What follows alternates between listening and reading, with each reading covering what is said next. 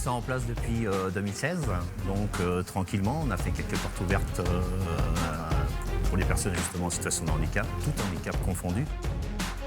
J'étais sensibilisé très jeune parce que bon, comme beaucoup de personnes autour de moi, j'ai des personnes en situation de handicap, que ce soit physique ou mental.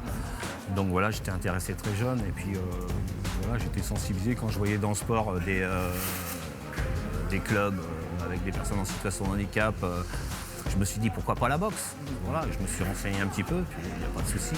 Donc on a passé les diplômes qu'il faut pour pouvoir les encadrer, parce que c'est pas tout de vouloir faire de handibox, mais il faut aussi avoir les diplômes appropriés pour pouvoir au moins savoir ce qu'on fait, quoi.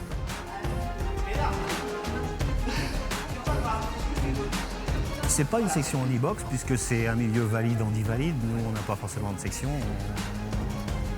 Voilà, les valides d'ailleurs entraident beaucoup les non-valides.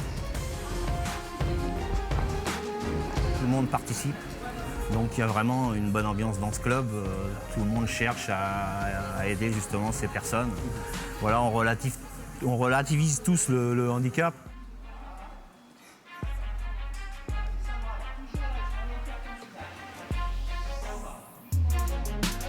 Ils sont environ, je sais pas, au moins une dizaine qui sont, voilà.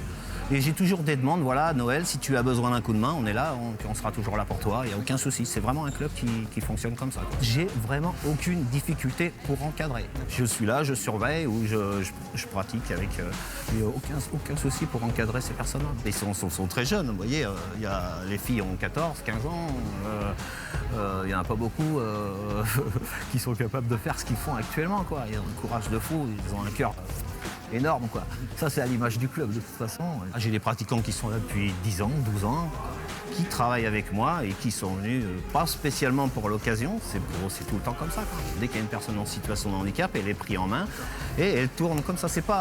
Il n'y a pas de cours individuel, seulement au début pour les former et ensuite, voilà.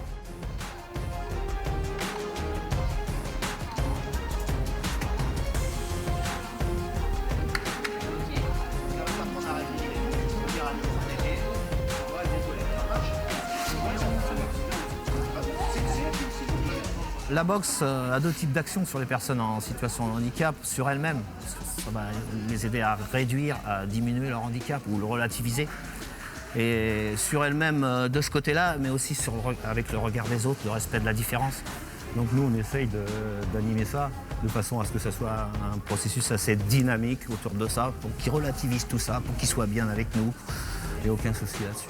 Je suis super contente de les voir s'épanouir parce que j'ai senti beaucoup de stress, le stress monter en arrivant, un peu d'inquiétude et puis finalement le fait qu'ils soient en binôme là, je pense que ça les aide beaucoup et je les trouve plutôt bien. Ils ont l'air contents, là, des petits retours que j'ai eus, ils sont plutôt bien. J'ai vu de très gros progrès. Donc il y a plusieurs challenges, comme le challenge Gilbert Joie qui se passe bien souvent à Bourges cette année, au mois de mai, qui réunit 150 compétiteurs à 200 compétiteurs en boxe éducatif. Donc la petite différence avec le boxe combat, c'est qu'on marque des points, on n'appuie pas sur les coups et on nuit pas son adversaire.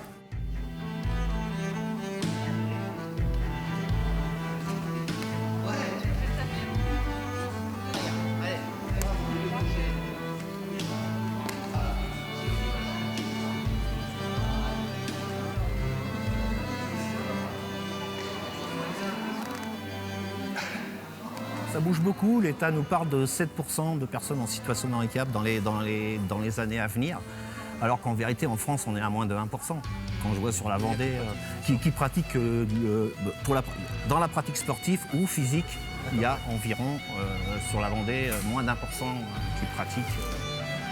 Donc voilà, il y a un gros travail. Donc c'est vrai qu'en Vendée, ou même en France, on est encore assez maladroit, mais là, ça commence vraiment à bouger, quoi. Concrètement, ce qu'on aurait besoin aujourd'hui, voilà, c'est d'un petit peu plus d'appui de la ville de La Roche-sur-Yon, qui connaît peut-être pas assez la pratique. Donc on va se charger de la développer un petit peu plus sur la Vendée et même, je dirais, sur la Loire-Atlantique. Et oui, voilà, donc on aurait besoin quand même de moyens. Voilà, pour avoir un rig gonflable. Un rig gonflable, ça coûte 5 600 €. Un club avec 70 licenciés qui touche quasiment pas de subvention, qui n'en touche pas, ne peut pas se permettre de voilà. Un ring gonflable parce que justement, quand vous avez des boxeurs fauteuils, on ne peut pas les mettre dans un ring classique comme celui-ci. On est obligé de soulever le ring. C'est un ring qui fait 10 kg, c'est un ring en sécurité, c'est un ring pneumatique si vous voulez. Donc voilà, puis on peut mettre plus facilement les boxeurs en situation.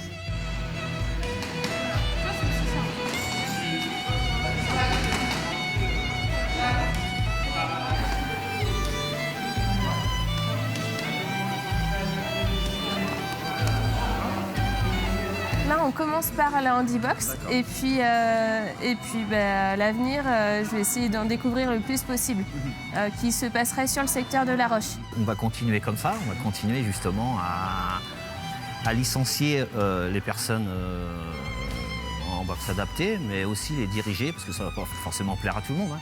Donc on va les diriger vers d'autres sports. Ça, c'est mon rôle de président de comité départemental handisport. Le but, c'est d'en découvrir le plus possible pour qu'après, ils puissent s'inscrire soit par le biais du GEM, essayer de s'inscrire à un sport qu'on fasse tous en commun, ou alors eux, personnellement, quand je serai plus là, qu'ils puissent continuer à faire ça. Rencontrer des nouvelles personnes, en fait, à travers le sport.